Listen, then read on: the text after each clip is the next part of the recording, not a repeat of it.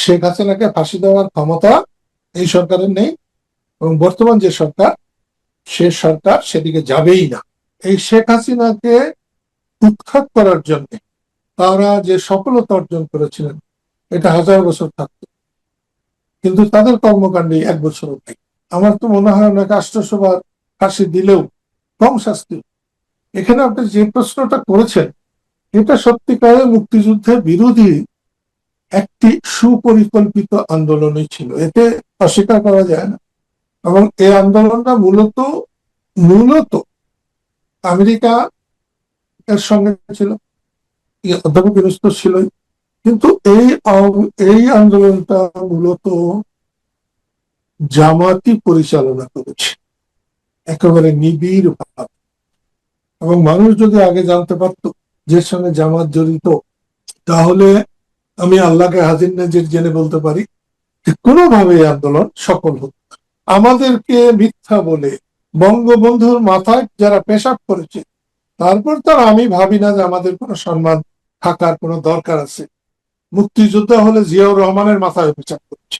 আমন্ত্রণ জানাচ্ছি প্রিয় দর্শক, মানচিত্রের নিয়মিত আয়োজন কথোপকথনে আজকে আমাদের সঙ্গে যুক্ত রয়েছেন আলোচনায় বঙ্গবীর কাদের সিদ্দিকী, বীর উত্তম। আমার মনে হয় তার আর কোনো পরিচয় দেওয়ার দরকার নেই, সাবেক সংসদ সদস্য, বর্ষিয়ান রাজনীতিবিদ। আহ কাদের সিদ্দিকী, আপনাকে স্বাগত জানাচ্ছি আমাদের অনুষ্ঠানে। আমি প্রথমেই যেটি জানতে চাই আপনার কাছ থেকে, ভারতীয় আধিপত্যবাদ সম্পর্কে একটা অভিযোগ ছিল বা এখনো আছে অনেকের দৃষ্টিকোণ থেকে। যদি সেটি থেকেই থাকে, যদি থেকে থাকতো, তাহলে কি আমরা সেই ভারতীয় আধিপত্যবাদ থেকে বেরিয়ে নতুন কোনো আধিপত্যবাদ কি গ্রহণ করছি? আমি সরাসরি যদি বলি, মার্কিন আধিপত্যবাদ, পাকিস্তানের এক ধরনের ঘনিষ্ঠতা, বা পাকিস্তানের সাথে আমাদের নতজানুতা, কিংবা চীনের প্রতি আকৃষ্ট হওয়া, আপনি কি মনে করছেন? আসলে আমরা স্বাধীনতার পর থেকেই ঠিকভাবে যেতে পারছি না। আমরা অন্যকে স্বীকার করতে চাচ্ছি না। ভারতীয় আধিপত্যবাদের যে কথাটা বলা হচ্ছে, আমি ভারতে নির্বাসনে ছিলাম প্রায় 15 বছর। বঙ্গবন্ধুর হত্যার প্রতিবাদ করে আমি ভারতে জি। প্রতিরোধের সময় ছিলাম। আমার কাছে কিন্তু ভারতীয় একজন নেতাকেও মনে হয়নি যে তারা বাংলাদেশের উপরে কর্তৃত্ব করে। এবং ভারতের বিশেষ করে পশ্চিমবঙ্গে আমরা ভাষা আন্দোলনের জন্য যে সংগ্রাম করেছি, এবং ভাষা আন্দোলনে আমাদের ভূমিকার জন্য পশ্চিমবঙ্গ তো বটেই, সারা ভারত আমাদেরকে দেবতার চোখে দেখত যখন আমরা মুক্তিযুদ্ধ করেছি। ভারত যে ধরনের দেশ, সেখানে সাম্প্রদায়িকতার খুব একটা জায়গা ভারতে নেই। হ্যাঁ, অনেকেই সাম্প্রদায়িক লোকজন আছেন, কিন্তু সমগ্র ভারত কখনো সাম্প্রদায়িক না। সেই জন্য ভারতের আধিপত্যবাদের কথাটা আমাদের দিক থেকে বলা অত যুক্তিযুক্ত না। বরঞ্চ আমরাই অনেকে নতজন আচরণ করি ভারতের সঙ্গে। ভারতের সঙ্গে মর্যাদার, সমমর্যাদার, বন্ধুত্বের আচরণ করলে আমার মনে হয় ভারত এবং ভারতের প্রাণ, ভারতের জনগণ, তারা খুশি হবে, খুশি হচ্ছে।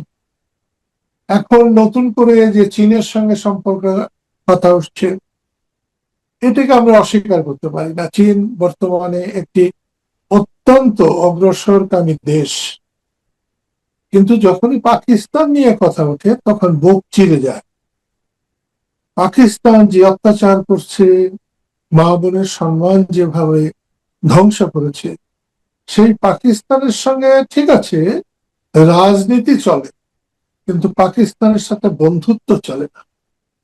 তাহলে সাম্প্রতিক সময় বা বিশেষ করে ডক্টর ইউনূসের সরকারের সময় থেকে পাকিস্তানের সাথে আমাদের যে একটি অতি ঘনিষ্ঠতা, বা পাকিস্তান যেভাবে প্রভাব বিস্তার করার চেষ্টা করছে, পাকিস্তান হারিয়ে যাওয়া ভাই বলে সম্বোধন করলো বাংলাদেশকে 5 আগস্টের পর, 2024-এর 5 আগস্টের পর, এবং বিশেষ করে মার্কিন যে চুক্তি সম্পাদিত হয়েছে, তাতে মার্কিন বলয়ের মধ্যে আমরা যেভাবে ঢুকে পড়ছি, আপনি কি মনে করেন যে সবকিছু মিলিয়ে মুক্তিযুদ্ধের সময় যে রাশিয়া ভারত আমাদের সহযোগিতা করেছিল, তার উল্টো দিকে যে চিত্রটা ছিল আমরা সেটি কি এখন গ্রহণ করছি? পাকিস্তান, চীন, তুরস্ক, আহ বিশেষ করে মার্কিন যুক্তরাষ্ট্রের প্রতি আমাদের যে এক ধরনের প্রেম, প্রেম তো নয়, নত জনতা। আপনি কি মনে করছেন যে এর সাথে মুক্তিযুদ্ধ বিষয়টা লুকিয়ে রয়েছে? নিশ্চয়ই, নিশ্চয়ই। আল্লাহ সর্বশক্তিমান এবং আল্লাহ সব সময় ন্যায় বিচার করেন। অধ্যাপক ইউনূস যদি অন্তর্বর্তীকালীন সরকারের প্রধান না হতেন, তাহলে সারা বিশ্বে এবং বিশেষ করে আমার অধ্যাপক ইউনূসের প্রতি একটা ভুল ধারণা থেকে যেত। আজকে আমেরিকা বাংলাদেশের উপরে সেই মুক্তিযুদ্ধের সময় যতটা প্রভাব ফেলতে পারছে কখনো পারবে না। America America. এবং আমি তো আশা করব যে যাতে রাজনৈতিক ভাবে তারেক রহমান গণতান্ত্রিক রাষ্ট্র পরিচালনা করেন, কোন জবরদস্তি রাষ্ট্র পরিচালনা করতে গিয়ে তিনি যাতে ব্যর্থ না হন। যেমন বলতেই হয়, আপনিও জেলে ছিলেন, আমার বড় ভাই লতিফ সিদ্দিকী, আপনারা সন্ত্রাসের বিরুদ্ধে কথা বলতে গিয়ে, আপনারা গণতন্ত্রের পক্ষে কথা বলতে গিয়ে, সংবিধান রক্ষার জন্য কথা বলতে গিয়ে অধ্যাপক ইউনূসের আমলে আপনারা নির্যাতন সহ্য করেছেন। সেজন্য আমি আপনাকে ধন্যবাদ জানাই দেশের মানুষের পক্ষ থেকে। এবং ওই মামলায় খুব সম্ভবত সেটা ছিল 28শে অক্টোবর আগস্ট বা নভেম্বর। 25, 28 আগস্ট 2025। হ্যাঁ, জঘন্যতম বাংলাদেশে আমার মনে হয় এইরকম জঘন্যতম যারা সন্ত্রাস করেছে তাদের নয়, যারা সন্ত্রাসের দ্বারা সন্ত্রাসিত হয়েছে, নির্যাতিত হয়েছে, তাদের নামে মোকদ্দমা করে তাদেরকে হ্যারাস করা হয়েছে। এমন উপমা বাংলাদেশে আপনি দ্বিতীয় কোনোটা পাবেন না। মুক্তিযোদ্ধারা যেভাবে লাঞ্ছিত হচ্ছেন এবং আহ আপনার বিরুদ্ধে সাম্প্রতিক সময়ে একটি অভিযোগ, অভিযোগ ঠিক না, মানে আমি এটি অভিযোগও বলবো না, এটি এক ধরনের নোংরামি কিনা আমি জানি না, যে যেই মব বাংলাদেশে ডক্টর ইউনূসের সময় থেকে শুরু হয়েছে, সেই মব নাকি আপনি শুরু করেছিলেন। মুক্তিযুদ্ধের পরপরই আপনি বিহারীদের হত্যা করেছেন, এমনকি এমন ন্যারেটিভও উচ্চারণ করা হচ্ছে আমাদের মুক্তিযুদ্ধকে মেলাইন করার জন্য, যে মুক্তিযুদ্ধ শুরু হওয়ার আগেই, ফেব্রুয়ারি বা মার্চের 26-এ আগেই 1.5-2 লাখ বিহারি হত্যা করা হয়েছিল।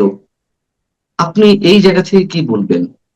এগুলো নাকি মব ছিল এবং আপনি মবটি সৃষ্টি করেছিলেন। আসলে আসলে যারা 24-এর আন্দোলন করেছে তারা দেশের প্রতি তাদের কতটা আস্থা ছিল, দেশকে তারা কতটা চিনে, তাদের কার্যকলাপে আমি এটা বুঝতে পারি।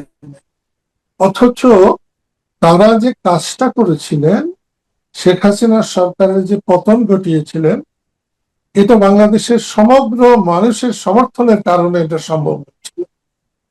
এটা যারা গুটি কয়েক নেতৃত্ব করেছেন তাদের জন্যই না, আমিও সমর্থন করেছিলাম। কারণ শেখ হাসিনা মানুষকে সম্মান করতে ভুলে যাচ্ছিলেন এবং ভুলে গিয়েছিলেন। এরকম করলে ভবিষ্যতেও যারা করবে তাদেরও এই পরিণতি হবে, এর বাইরে যাওয়ার কোনো পথ নেই। এখন মত নিয়ে যে কথা বলেছে, মুক্তিযুদ্ধের শুরুতে 1.5-2 লাখ বিহারিকে মেরেছিল, এরা তারা যদি বিহারির সন্তান হতেন তাহলে বলতে পারতেন। মুক্তিযুদ্ধের শুরুতে অবাঙালি 10 জন অবাঙালি মরেছে কিনা সন্দেহ, হতে পারে 10, 12, 15 জন, কিন্তু অবাঙালিরা বাঙালিদের মুক্তিযুদ্ধ শুরুর আগেই 2-3 হাজার তো মেরেছে, এতে কোনো সন্দেহ। আমাকে নিয়ে যদি প্রশ্ন হয়, আমি একজন মানুষকেও হত্যা করি নাই। আমি 2-4 জনকে শাস্তি দিয়েছি। মুক্তিযুদ্ধের সময় এত বড় একটা অধ্যায় পার হয়েছে, আমাদের এলাকায় 4-5টা মানুষও মুক্তিযুদ্ধের শুরুতে মারা যায়। তাই যারা এখন কথা বলেন তাদের হয়তো অভ্যাস আছে মানুষকে মারার। একজন মানুষকে কেন, একটা পিঁপড়াকে যখন আমরা জীবন দিতে পারবো না, তখন আমরা কাউকে মারতে পারি না। আর মুক্তিযুদ্ধ সম্পর্কে এখনকার ছেলে মেয়েদের, বিশেষ করে যারা মুক্তিযুদ্ধ বিরোধী, তাদের জানা নাই। পৃথিবীর ইতিহাসে মুক্তিযুদ্ধ, বাংলাদেশের মুক্তিযুদ্ধ যে পরিমাণ শৃঙ্খলার মধ্য দিয়ে অনুষ্ঠিত হয়েছে, পৃথিবীর আর কোথাও কোনো মুক্তিযুদ্ধে, কোনো সংগ্রাম এতটা নিয়ন্ত্রিত থেকে শেষ হয় নাই বা সফলতা অর্জন করেনি। সেই জন্য বলবো, মুক্তিযুদ্ধটা ছিল সত্যিই মুক্তির, হত্যার নয়। হ্যাঁ, কেউ কেউ বলতে পারেন আমি 4 জনকে শাস্তি দিয়েছিলাম পল্টন ময়দানে 18ই ডিসেম্বর 1971।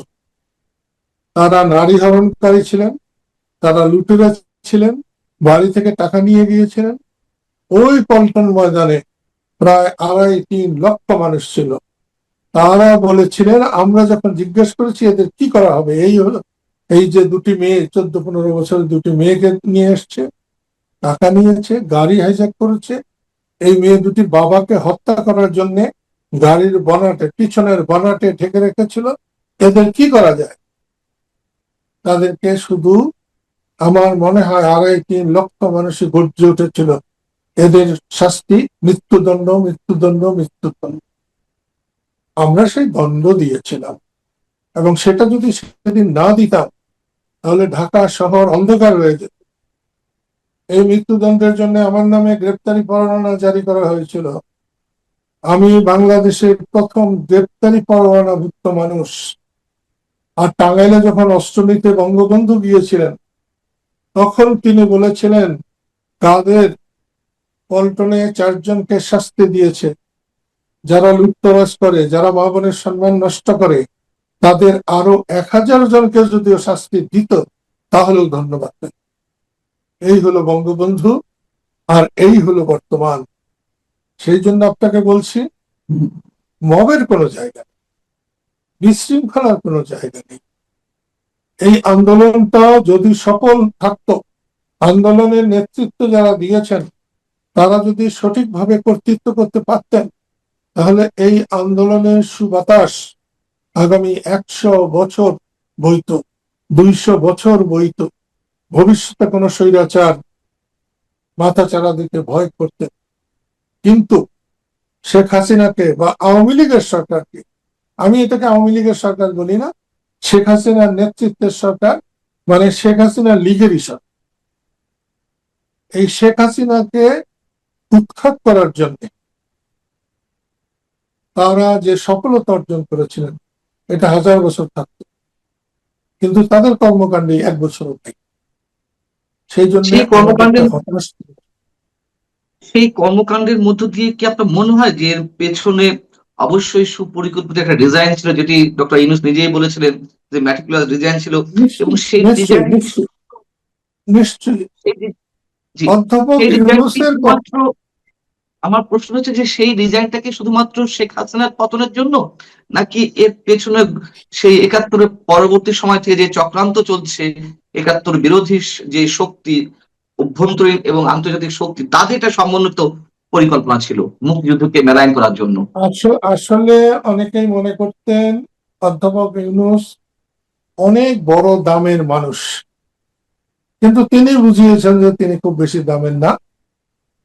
এবং আমাদের বাচ্চারা যে মারা গেল, হামে মারা গেছে প্রায় 700, 750।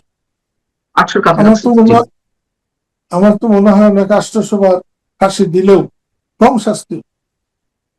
এখানে আপনি যে প্রশ্নটা করেছেন, এটা সত্যিকারের মুক্তিযুদ্ধের বিরোধী একটি সুপরিকল্পিত আন্দোলনই ছিল, এতে অস্বীকার করা যায় না। এবং এই আন্দোলনটা মূলত মূলত আমেরিকা এর সঙ্গে ছিল, অধ্যাপক ইউনূস তো ছিলই, কিন্তু এই আন্দোলনটা মূলত জামাতি পরিচালনা করেছে একেবারে নিবিড় ভাবে। এবং মানুষ যদি আগে জানতে পারতো যে সঙ্গে জামাত জড়িত,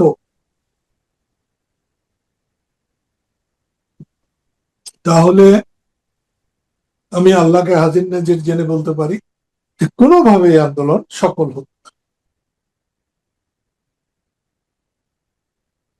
জি।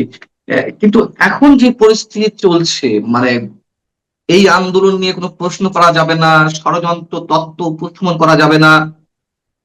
এবং করলেই তাদেরকে নানান ধরনের ট্যাগ দেয়া হচ্ছে, তাদেরকে গ্রেপ্তার করা হচ্ছে, মবের শিকার হতে হচ্ছে বা মবের হুমকি চলছে।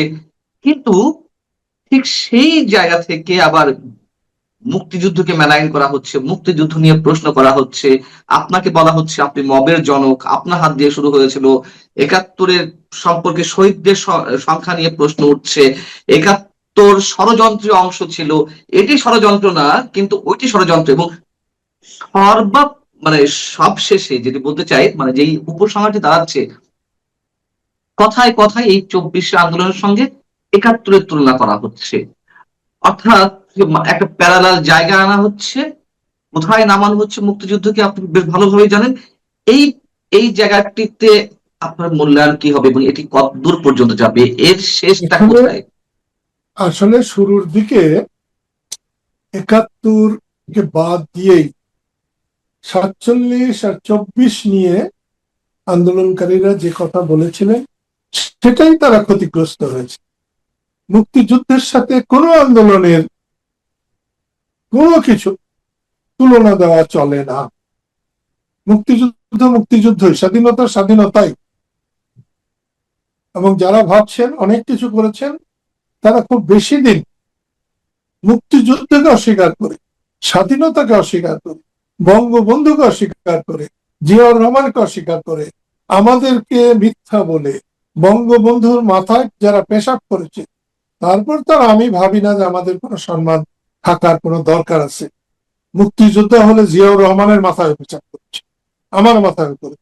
যারা মুক্তিযোদ্ধা, যারা মুক্তিযুদ্ধের চেতনায় বিশ্বাস করে, তাদেরকে গালি দেওয়া হচ্ছে, তাদেরকে জুতার মালা দেওয়া হচ্ছে, এবং এটা বেশি দিন পারবেন না। আমি একটা কথা বলবো, যে শেখ হাসিনা উনি যদি ঠিকভাবে চলতেন, তার পতনের পরেও তিনি যদি বুঝতেন, দেশের মানুষকে যদি বলতে পারতেন মানুষের ভুল করে, হয়তো আমিও ভুল করেছি, আমাকে মাফ করে দিন, দেখতেন এতদিন দেশে আগুন জ্বলে যেত।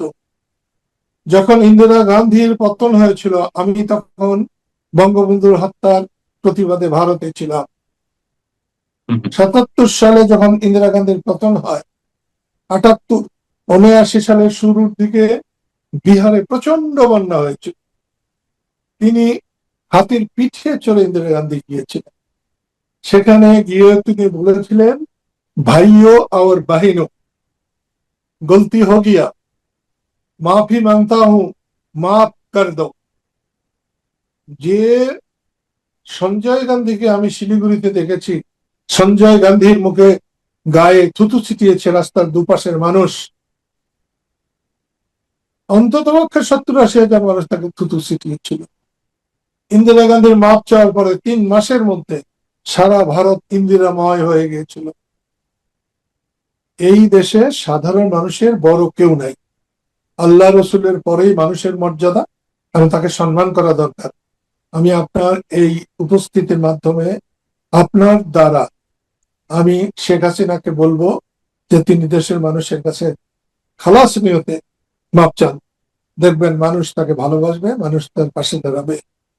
আমি মাপ চাইতাম তার জন্য, কিন্তু আমি তার জন্য মাপ চাইতে পারি না, কারণ আমি তার অতটা কাছের মানুষ না, অতটা নির্ভরযোগ্য মানুষ না। আমি বঙ্গবন্ধুর জন্য মাপ চাইতে পারি, বাংলাদেশের স্বাধীনতার জন্য মাপ চাইতে পারি। স্বাধীনতার কোন জন অন্যায় করলে তার জন্য আমি মাপ চাইতে পারি, কিন্তু আমি সরাসরি শেখ হাসিনার জন্য চাইতে পারি না। তিনি অতটা বিশ্বাস করলে, আমাদের মর্যাদা দিলে, তাহলে চাইতে নিশ্চয়ই পারতাম। যে মর্যাদা বঙ্গবন্ধু দিয়েছেন, মাওলানা ভাসানী দিয়েছেন, সেই মর্যাদা আমরা শেখ হাসিনার কাছ থেকে কেউ পাই। ডক্টর কামাল হোসেন পায়নি, আমি পাই নাই, আমির হোসেন আমু পায় নাই, তোফায়েল আহমদ পায় নাই, কেউ পায়। সেই জন্য আপনার মাধ্যমে বলছি, দেশের মানুষকে গোলাম না, দলের কর্মীরা কর্মচারী না, তাদেরকে কর্মী বন্ধুর মতো ভাবতে হবে। বাংলাদেশ মুক্তিযুদ্ধের, বাংলাদেশ বঙ্গবন্ধু, বাংলাদেশ মৌলানা ভাসানীর, বাংলাদেশ জিয়াউর রহমানের, তাকে যতই অস্বীকার করা হোক, জিয়া রহমানের মুক্তিযুদ্ধে যথেষ্ট অবদান আছে। আর কিছু থাকুক না থাকুক, জিয়া রহমান ছিলেন বলে মুক্তিযুদ্ধে অনেক মানুষ সাহস পেয়েছে। সে ব্যাপারটা আমাকে নিয়েও বলা যেতে পারে যে আমি মুক্তিযুদ্ধে জিয়াউর রহমানকে একজন অত্যন্ত সম্মানী মানুষ মনে করেছি। মুক্তিযুদ্ধে জিয়াউর রহমানের কাছ থেকে আমি অস্ত্র নিয়ে এসেছি। মুক্তিযুদ্ধের সময় আমাদের কাদেরিয়া বাহিনী যখন মানকার চরে ছিল, তেল ঢালাতে ছিল, তখন জিয়াউর রহমানের ক্যাম্পের থেকে খাবার এসেছে। আমাদের খাবার পৌঁছার আগে যদি কখনো দু একবার, সেই জন্য মুক্তিযুদ্ধটা বাংলাদেশের মুক্তিযুদ্ধ। মুক্তিযুদ্ধটা বিএনপির না, আওয়ামী লীগের না, মুক্তিযুদ্ধটা সত্যিকার অর্থেই সামগ্রিক দেশের ছিল। আমরা সেইভাবে এই যুদ্ধটাকে যদি দেশের সম্মান, দেশের জিনিস বলতে পারি। মুক্তিযুদ্ধের সময় জয় বাংলা স্লোগান আমরা সবাই দিয়েছি, জিয়া রহমানে দিয়েছে, কর্নেল অলিও দিয়েছে, সবাই দিয়েছে। আজকে আমরা জয় বাংলা স্লোগান বানাইলাম আওয়ামী লীগের, আর জিন্দাবাদ বাংলাদেশ জিন্দাবাদ হলো বিএনপি। বাংলাদেশ জিন্দাবাদ বিএনপি বলুক, কিন্তু জয় বাংলা ও বাংলাদেশের মুক্তির স্লোগান। স্বাধীনতা আর জয় বাংলা আলাদা নয়, এক জিনিস। আপনি শেখ হাসিনাকে ক্ষমা চাওয়ার আহ্বান জানাচ্ছেন, মানে স্পেশালি কোন জায়গা থেকে আপনি ক্ষমা চাওয়ার আহ্বানটি জানাচ্ছেন? একজন নেতা যখন নেতৃত্ব করে তার ভুল ভ্রান্তি হতেই পারে, জি। তার কোনো খান থেকে না, সার্বিকভাবে তিনি ক্ষমা চাইবেন। যতটুকু মানুষ আশা করেছে ততটুকু তো নাও করতে পারেন উনি। ক্ষমা চাওয়ার জন্য চিহ্নিত কোনো বিষয়ের দরকার পড়েন। আর উনি চিহ্নিত কোনো অপরাধও করেন, অপরাধ তার নেতৃত্ব, যদি অপরাধ ধরা হয়। নেতৃত্বের অপরাধ হলে নেতৃত্বের ক্ষমাও আছে। তিনি ঘোষণা দিয়েছেন যে চলতি বছরের ডিসেম্বরের মধ্যেই তিনি দেশে ফিরে আত্মসমর্পণ করবেন এবং বিচারের মুখোমুখি হবেন। এবং সেই জায়গা থেকে আপনি নিশ্চয় জানেন গত কয়েকদিনে কার কি মন্তব্য। আপনি নিজে ব্যক্তিগতভাবে বিশ্বাস করেন কিনা বা মনে করেন কিনা যে শেখ হাসিনা সত্যি সত্যি দেশে ফিরবেন? এবং যদি তিনি আর সত্যিই দেশে ফিরেন, তাহলে দেশের সামগ্রিক চিত্রটা কি হতে পারে রাজনৈতিক ভাবে? যেহেতু তার নামে জেল হয়েছে, আত্মসমর্পণ করার সুযোগ তার আছে। যার নামে অভিযোগ হয়েছে কিন্তু কোনো দণ্ড হয় নাই, বিচার হয় নাই, তিনি আত্মসমর্পণ করতে পারেন যতদিন পরে। তো দণ্ডপ্রাপ্ত আত্মসমর্পণ করার সুযোগ রাখেন না।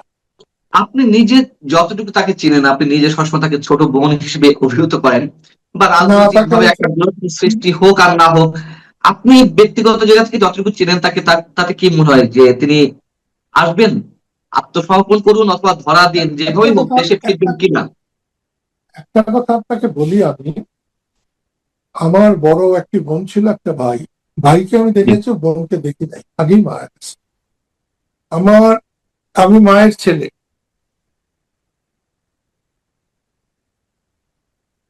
আমার তিনটা ছোট বোন আছে, ওরা আমার সন্তানের মতোই।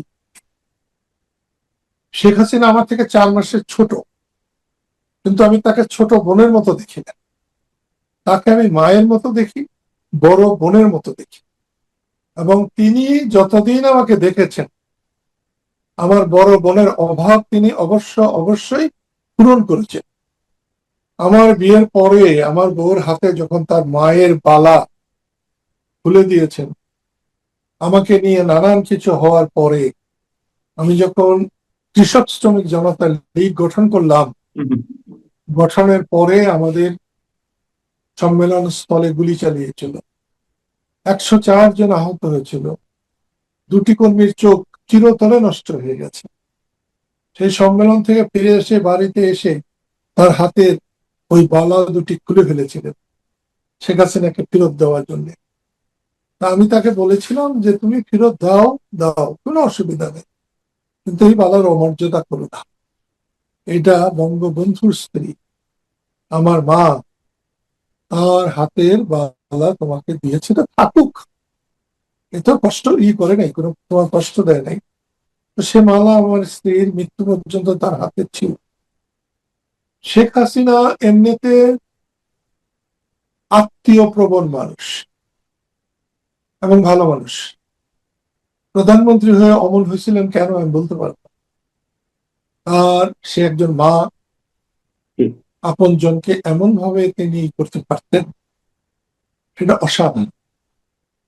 এবং তাকে আমি যতটা জানি চিনি, তিনি ভীতু নন, কোনো ব্যাপারে ভীতু নন।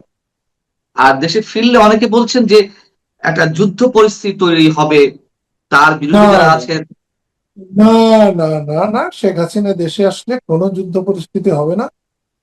আর শেখ হাসিনাকে ফাঁসি দেওয়ার ক্ষমতা এই সরকারের নেই। এবং বর্তমান যে সরকার, সে সরকার সেদিকে যাবেই না। কারণ বর্তমান সরকারের দায়িত্ব হচ্ছে মানুষকে গণতান্ত্রিক পন্থায় অগ্রসর করা। এবং বর্তমান জামাত বা জামাত জোট বিরোধী দল, তারা গণতন্ত্রে বিশ্বাস করে না।